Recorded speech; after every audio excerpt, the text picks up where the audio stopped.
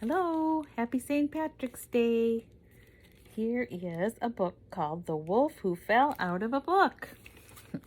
And it is by, I'm not sure how to pronounce it, Gre'goire Mabire. Mabire. Sounds like a French name. And I'm sorry if I mispronounced it, but here we go.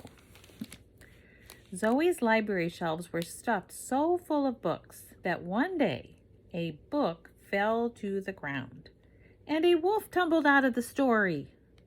Inside the book, the wolf was scary, with pitch black fur and pointy teeth. But in Zoe's room, a place he'd never been, the wolf was all alone and very afraid.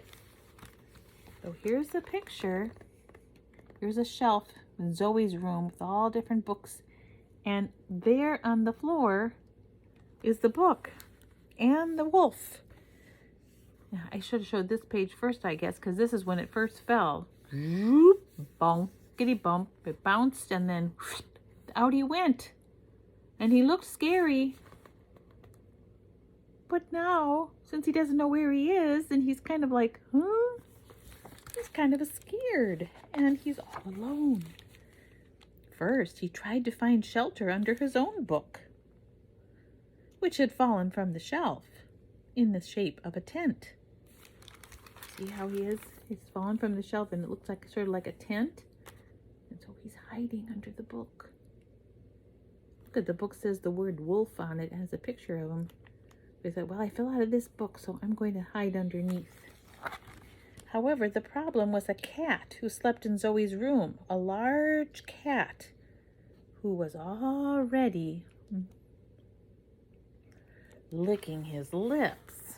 Uh-oh, here's the shelf, and over here on the shelf is that cat. And he's not a ferocious looking wolf. He's this tiny little guy that came out of the book, right? Don't touch me, the wolf told him. In my book, I'm a scary wolf and everyone is afraid of me. There he is, yelling up there. Don't touch me. Perhaps, said the cat, but here you're not in your book. You're in Zoe's room. And this is my territory. The wolf was so afraid that he tried to go back inside his book. So here he's saying, no, please don't touch me. And here, after the cat talks to him, he goes, no, back under the book.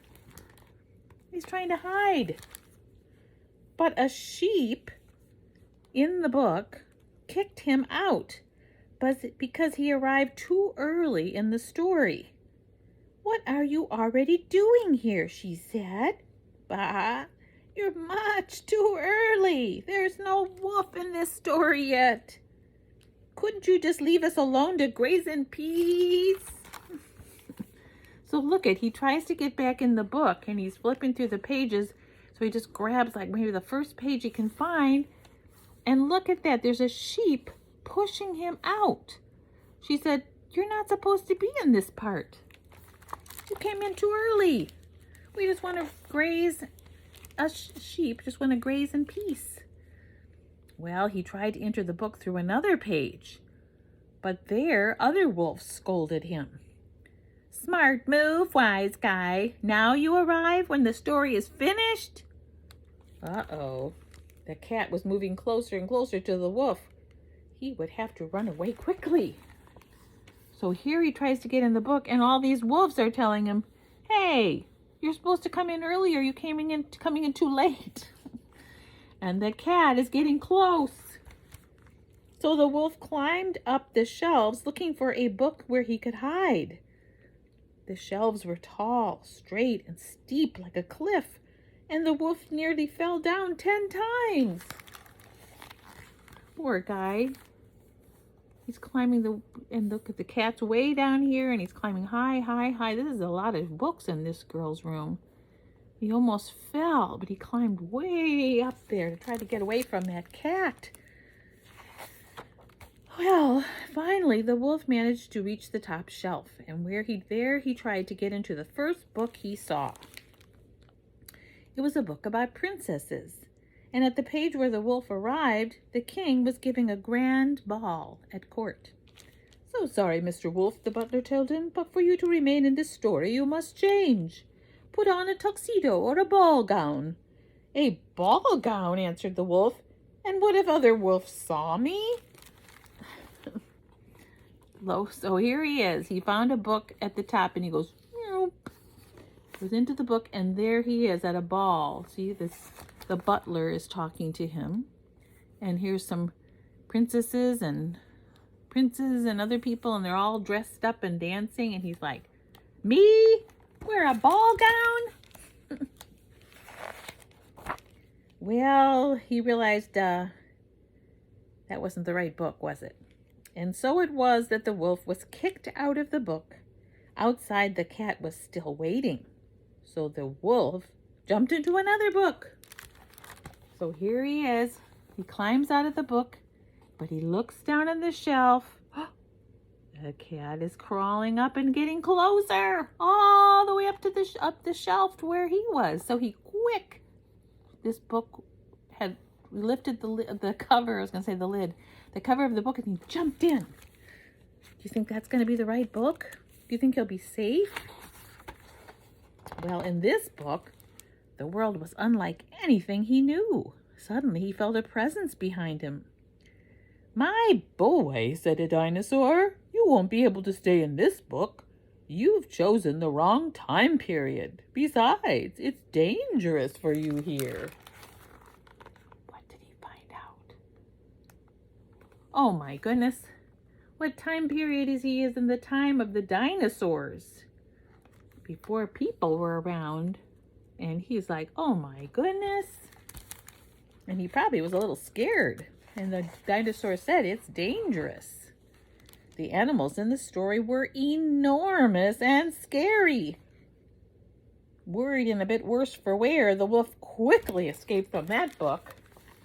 Look at the dinosaurs are looking at him like they're drooling, and this one grabbed him, and this guy got him by the tail, and he snuck away quickly out of the book. Look at the dinosaurs are reaching for him as he runs out of the book. The poor wolf is having a hard time, isn't he? "Close that book tightly," the cat told him. "I don't want any dinosaurs in Zoe's room."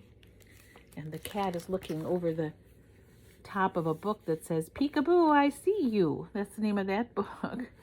And the wolf is like, "Oh no, look how close he is." The wolf chose another book at random and scrambled inside. So there he is running away.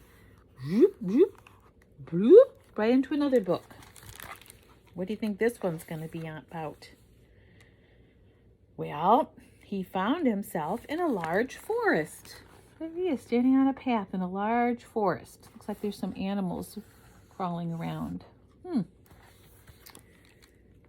"A forest," he said. "I like it." And he walked for a long time. He saw a little girl dressed in red. She was seated on a tree trunk, crying. "What's the matter?" the wolf asked her. "Why are you crying?"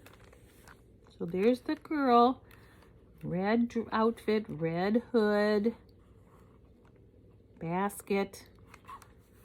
He comes up and tries to find out. Why is she crying? "I'm on my way to bring some pancakes and a bit of butter to my grandmother, and I was supposed to meet a wolf here, but he hasn't come. Oh, I'm going to be late. My story will be ruined, and that's why I'm crying." So here he's listening to her. I think she's saying that I was supposed to meet a wolf, and he's thinking, I'm a wolf. But as he listens to her, he doesn't know what to do, and then she throws herself in his arms and tells him the sad story. Who is that girl? Doesn't she look familiar? Little Red Riding Hood is supposed to meet a wolf on the way to Grandma's house, right? So he says, "Well, I'm a wolf, I'm pitch black and I have big teeth. If you like, I can help you." The little girl looked at him with tears in her eyes and she said, "You would do that for me?" And there they are. He's telling her, "Look, I have big teeth," and all that stuff he just said, showing her everything. And she's like, "Oh, you do that for me?" "Yes," answered the wolf. "I have all the time in the world. Would you come with me to grandmother's house? And on our way there, I'll tell you what to do." "All right." And so off they went, arm in arm, walking towards grandmother's house. On the road, they parted ways to begin the story. "Don't forget your disguise," said the little girl. "Don't worry," answered the wolf. "I know what to do." And they're walking together, arm in arm. And that's the end. I guess he fell out of a book, but he found a new home in a new book that he hadn't been in before.